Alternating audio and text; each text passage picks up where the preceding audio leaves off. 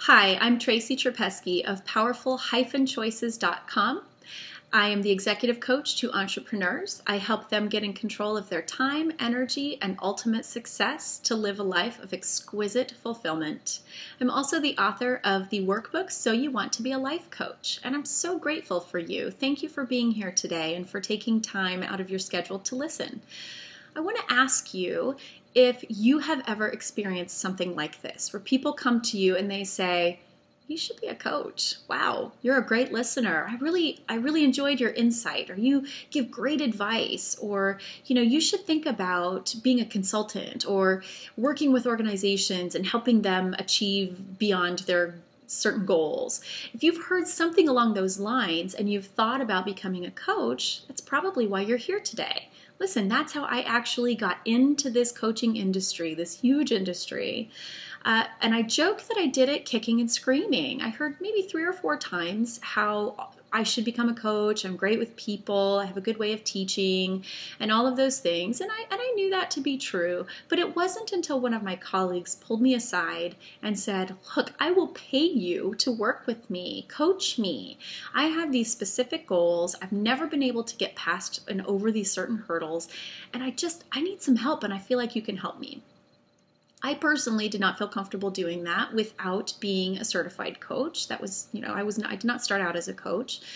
So I went and I got certified. I learned how to coach. I got some practice hours in. I registered an LLC, and that wonderful colleague of mine became my first paying client. Yay!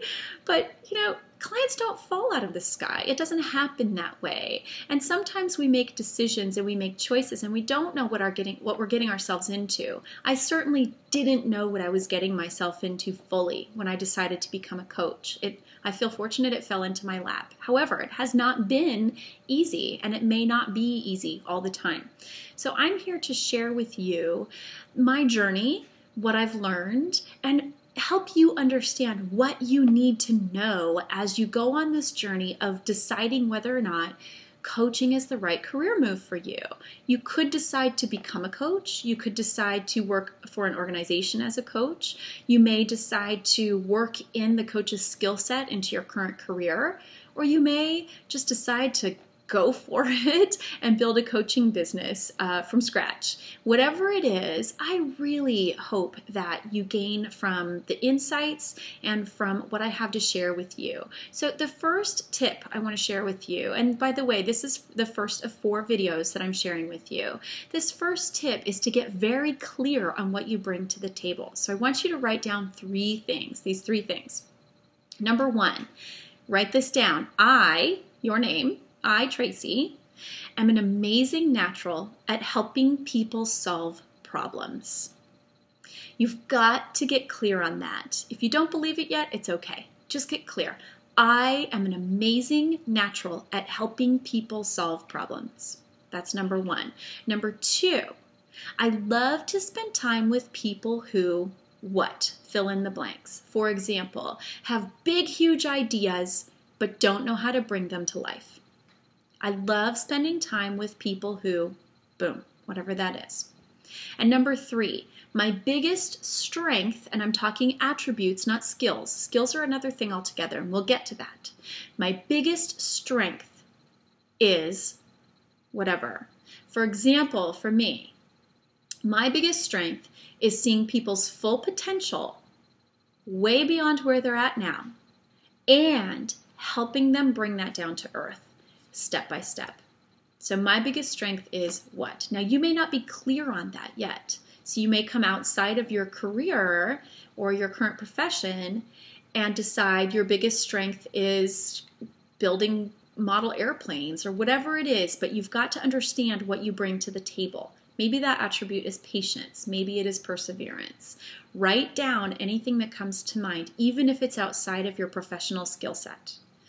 Once you get clear on that and you start thinking about now going back to that Google search and looking at coaching certifications, you'll have a better idea of what you're looking for, and the information and the resources that you need will start to come in closer to your radar screen. I'm sure if you're anything like me, that first Google search got you more than you could ever possibly imagine, even learning or understanding. So my advice to you is to get clear on what you have that you bring to the table, and then start looking for what it is that how you want to get into your niche and certify. So I hope that you find this helpful. In the next video, I'll actually help you get a little bit more clear about how to hone your search for coaching certifications, to maybe get clear on your initial niche market so that you find the certification that meets your needs. So I invite you to visit my website, again, powerful-choices.com. Subscribe to my newsletter. You'll learn more about regular life insights for the entrepreneur, and you'll learn more about becoming a coach. Again, powerful-choices.com. I send you blessings, gratitude, and love. Thank you so much.